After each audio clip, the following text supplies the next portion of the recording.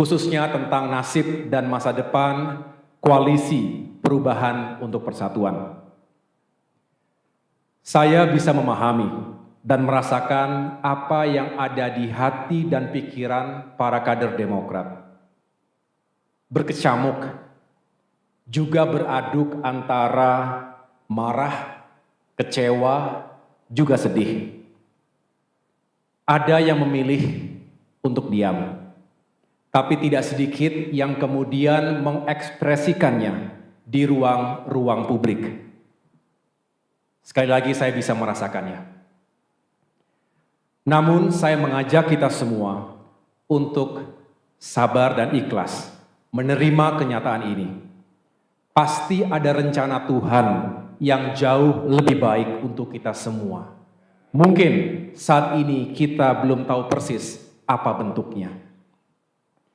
Tapi yang jelas sebagai pemimpin, sebagai Ketua Umum Partai Demokrat, saya bangga sekaligus terharu atas ketegaran, kesetiaan, soliditas, dan solidaritas seluruh kader dan simpatisan Partai Demokrat dalam menghadapi ujian dan tantangan ini. Saya juga berterima kasih karena itu semua yang telah membuat perahu besar ini tetap kokoh di tengah-tengah badai. Saya juga menyampaikan terima kasih secara tulus kepada para tokoh, para sahabat, dan berbagai kalangan masyarakat Indonesia yang telah menyampaikan simpati, doa, serta harapan baiknya untuk saya pribadi dan Partai Demokrat. Selanjutnya, saya mengajak seluruh kader Partai Demokrat agar tetap tenang dan berpikir jernih. Kita tidak akan patah oleh ganjalan politik sekeras apapun. Meskipun kita juga tidak akan berkompromi pada konspirasi politik securang apapun. Saya juga mengajak kita semua untuk bersyukur karena Allah Subhanahu wa Ta'ala masih sayang kepada kita. Bisa jadi ini adalah cara Tuhan untuk menyelamatkan kita dari hal-hal yang lebih buruk. Saya tahu para kader Demokrat marah dan kecewa. Marah dan kecewa bukan karena ketumnya tidak menjadi cawapres, tapi karena perjuangan Demokrat telah dilukai oleh mereka yang tidak jujur, serta telah melanggar komitmen dan kesepakatan. Bagi Demokrat ini sesuatu yang fundamental. Kita merasakan dalam hiruk-pikuk politik menuju pemilu 2024, seolah etika, integritas pribadi, dan komitmen politik menjadi tidak lagi penting dan relevan dalam mencapai tujuan. Ini yang justru menebalkan keyakinan politik saya bahwa perubahan benar-benar diperlukan, karena demokrasi yang sejati hanya bisa rawat dan tetap eksis jika hal-hal mendasar tadi tetap dipertahankan. Pengalaman di TNI mengajarkan kepada kami untuk senantiasa memegang teguh nilai dan etika keperwiraan. Hal ini adalah modal utama bagi seorang prajurit dalam mengemban tugas apapun. Dalam kondisi perang saja, kami diwajibkan ketika itu untuk mematuhi etika dan aturan. Sehingga perang bukan hanya soal kill or to be killed yang berlandaskan pada nilai-nilai dan etika. Ini tentu membutuhkan kerja keras, kerjasama, dan komitmen dari semua yang ingin melakukan perubahan tersebut.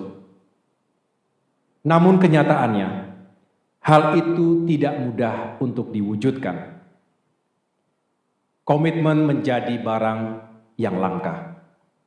Kata maaf dijadikan obat yang murah untuk pengingkaran atas sebuah komitmen. Ini tentu berbahaya jika dibiarkan, bisa menjadi budaya menjadi sebuah pembenaran, dan lambat laun bisa membentuk karakter bangsa yang tidak bertanggung jawab. Tentu, sekali lagi, kami tidak akan membiarkan itu terjadi. Untuk itu, kami tidak akan menyerah untuk terus memperjuangkan nilai dan etika dalam kehidupan politik dan demokrasi kita. Saudara-saudara, partai politik adalah sebuah institusi, bukan pribadi. Sehingga ada tata kelola dan mekanismenya. Apalagi pengambilan keputusan yang menyangkut hajat hidup orang banyak. Memilih pemimpin, utamanya calon presiden dan calon wakil presiden yang kelak akan bertanggung jawab atas lebih dari 270 juta jiwa. Tidak bisa hanya diputuskan begitu saja dalam hitungan menit oleh segelintir orang. Sesuai dengan konstitusi Partai Demokrat, tentu harus dimusyawarahkan terlebih dahulu dan dibicarakan dalam wadah majelis tinggi partai. Sejak awal pula, Partai Demokrat telah mengingatkan untuk tidak sekali-kali melakukan fait accompli atau dalam tanda kutip memaksa Partai Demokrat untuk menerima sebuah keputusan yang sepihak tanpa melibatkan partisipasi dalam pengambilan keputusan tersebut. Dasarnya adalah mutual trust, rasa saling percaya, juga semangat keadilan dan kesetaraan yang menjadi titik temu perjuangan. Bagi kami lebih baik untuk bersepakat. Saya ulangi, lebih baik bersepakat untuk tidak sepakat. Agree to disagree. Daripada dipaksa menerima keputusan yang kami sendiri tidak terlibat dalam prosesnya. Inilah substansinya teman-teman sekalian. Sehingga kami menghimbau, janganlah hal yang besar dikecilkan, sementara hal yang kecil dibesar-besarkan. Mengapa? Karena pada akhirnya negara ini adalah negara yang besar, memerlukan pemikiran yang besar, jiwa yang besar, dan tindakan-tindakan yang besar. Jangan terjebak pada narasi dan isu yang bisa memecah belah sesama anak bangsa.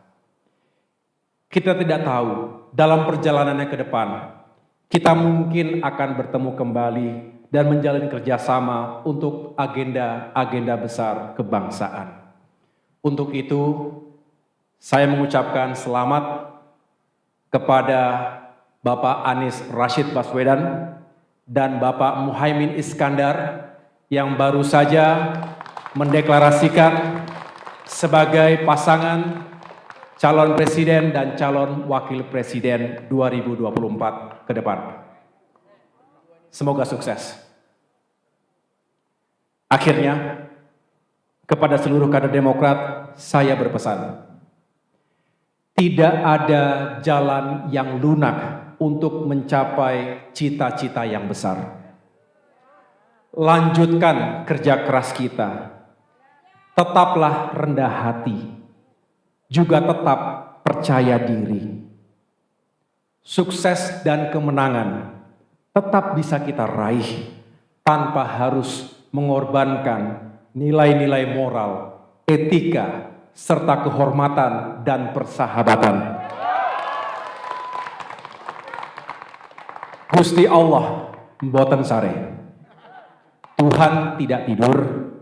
Ia tahu apa yang kita niatkan, kita ikhtiarkan dan kita perjuangkan. Insya Allah hasil tidak akan mengkhianati usaha. Terima kasih.